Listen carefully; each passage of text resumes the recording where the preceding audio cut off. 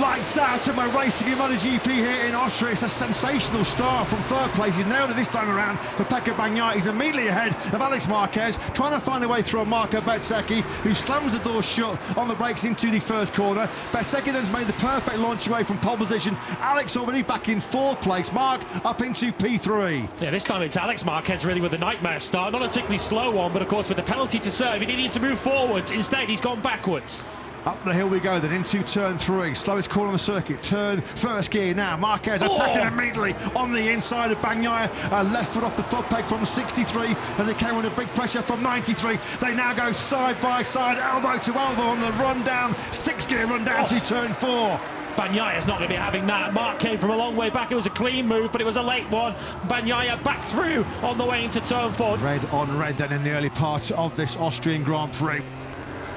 Mark was back in that factory Ducati in hard into the chicane. He's now going to attack Bagnaia once again.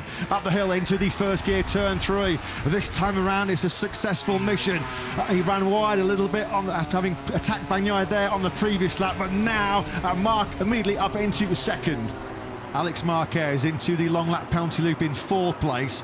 He's going to drop back in front of reigning world champion Martin. There's a bit of David on the circuit further back. So back out on circuit, Alex Marquez in 11th place. Yeah, I think that will be a couple of lower than that because Martin and Morbidelli passed him on the way out. So I think it'll be 13th now, Alex Marquez, as Martin having recovered off the track. Here comes Alex Marquez, looks straight back through on Morbidelli and Martin. Surely there's not enough room for 4 of them into turn 3, and it's Martin that gets mugged. So somebody has gone down. It's Martin, the reigning world champion, out of 15th place. Let's have a look. We're on board with Martin. Let's have a listen. Turn 7. Yeah, he just picked up the throttle and he's going through 7. Multiple rolls, you fear, through the gravel trap. Bagnaia now has got some serious bother. Big bother. Gets his right leg clipped in the braking zone there, doesn't he, almost, Bagnaia. The big bother came not just from Acosta, but also from Aldeguer. It's coming, it is coming. Oh, he darts to the inside line there. I think Bezzecchi just charging that little bit hot. He's compromised his exit speed on the factory Aprilia. They go side by side, but for the first time then here in this Grand Prix of Austria, Marc Marquez decides it's his moment. He hits the front. Marco Bezzecchi tries to respond, going through 4 and 5. Bezzecchi gets that rear squirming underneath him on the RSGP. He is going toe-to-toe with Marc. Just listen to the noise of the crowd. This is brilliant by Bez. What a move that was, going through turn 6. He's going to pick up some slipstream here down the 810-metre start-finish straight. He goes side by side with the factory Aprilia. He levels Bezzecchi in the braking zone. Bezzecchi really does try to tough it out on the outside, but Marc has got through. Marc back in the ascendancy. This is brilliant by the number 54. Closing in once again on the brakes into Bezzecchi. Surely now he's going to be close enough. He gets the throttle cracked wide open.